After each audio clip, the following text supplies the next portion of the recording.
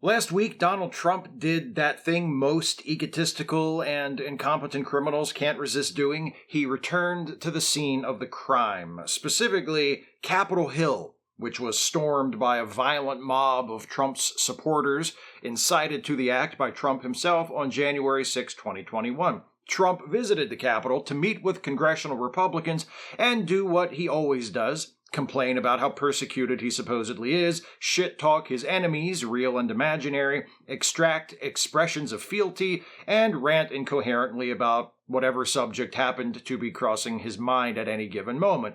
Trump's meeting, or meetings technically, he met separately with House and Senate Republicans, got a lot of news coverage on the day, and several Republicans who were there got interviewed on various cable news outlets where they mostly heaped praise on Trump like the sniveling sycophants they are, talked about how impressive he was, how inspired and unified they all are, but there was one comment from one of the Republican lawmakers who attended Trump's private mini rally/wine fest that stood out to me, and I'm going to play it for you now.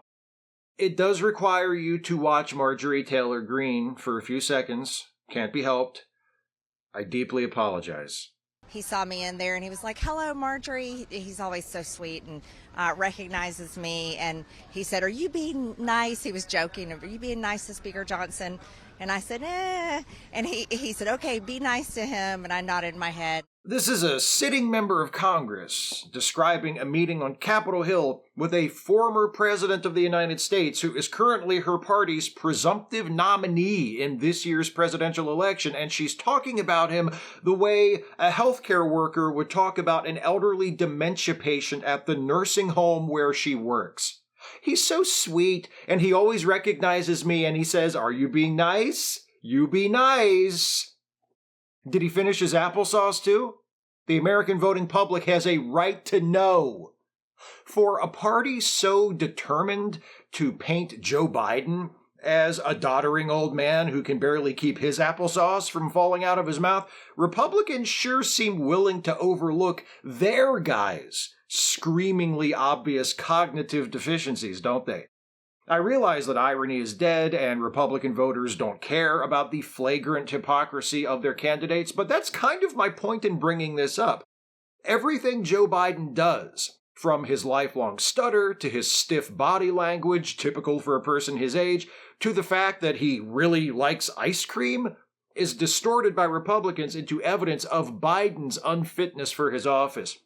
But Marjorie Taylor Greene can go on national television and talk about Donald Trump like he's her sundowning granddad, and nobody's supposed to care or even take notice. For as long as I've been paying attention to politics, I've heard Republicans accuse Democrats and progressives in general of being moral relativists. This is an accusation invented by conservative people to make it sound like being able to change your mind about stuff is a bad thing.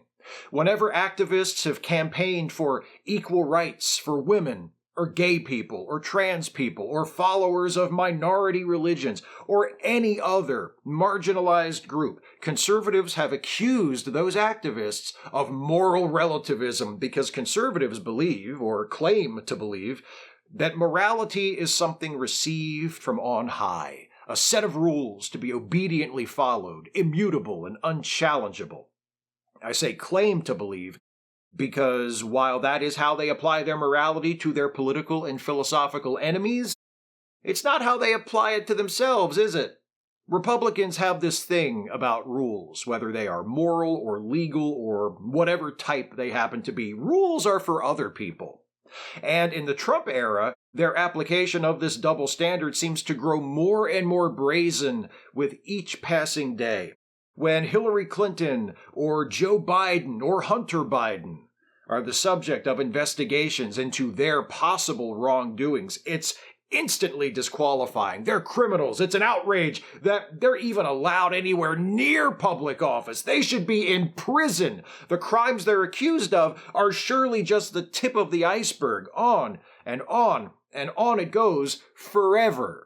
Even after the investigations are completed and they are cleared of the accused wrongdoings, as was the case with Hillary Clinton and Joe Biden. Sorry, Hunter, you fucked up, And unfortunately for you, your dad isn't the authoritarian puppeteer of the Justice Department that Trump accuses him of being, so you might have to do some time. But when Trump is not only investigated for myriad crimes, including crimes connected to his time as president, but indicted for some of those crimes and convicted on dozens of counts in the one trial to date that has been completed, Republicans sing a different tune, don't they? When Trump is the criminal, not the suspected criminal, not the accused criminal, the criminal who was convicted by a jury in a court of law. Oh, this is a witch hunt. This is a Soviet show trial. This is election interference. Trump did nothing wrong. And even if he did, they shouldn't have prosecuted him for it because he's a candidate for president. And prosecuting criminals who seek our highest elected office is a bad thing for democracy? Somehow? It doesn't make sense until you remember that every Republican and conservative accusation is actually a confession. They themselves are moral relativists. The only genuinely enduring principle they seem to have, if principle is even what you should call it, is the principle that they are always right and they deserve to win no matter what. There is no one and nothing they will not compromise or abandon in their effort to uphold that principle. 3 years ago, a violent mob of Trump supporters stormed the Capitol, and many members of Congress, including Republicans, cowered in their offices or on the House floor, fearing for their lives. Last week, most of those same Republicans welcomed Trump back like a deposed king returning from exile, which is how they seem to view him. It's pathetic, it's transparently hypocritical, and it's also entirely consistent with who they are and who they have always been. Republicans don't care about their own hypocrisy. The politicians don't care because they know their voters don't care. The voters don't care because they'd rather feel right than be right. They want to feel like they're right. They want to feel like they're good people. They don't want to ever have to change or grow or share or do any of the other things they still resent being told they had to do as children. They couldn't have picked a better champion than Donald Trump. And there couldn't be a better description of Trump's relationship to the rest of the Republican Party than the one Marjorie Taylor Greene, of all people, provided of him to CNN.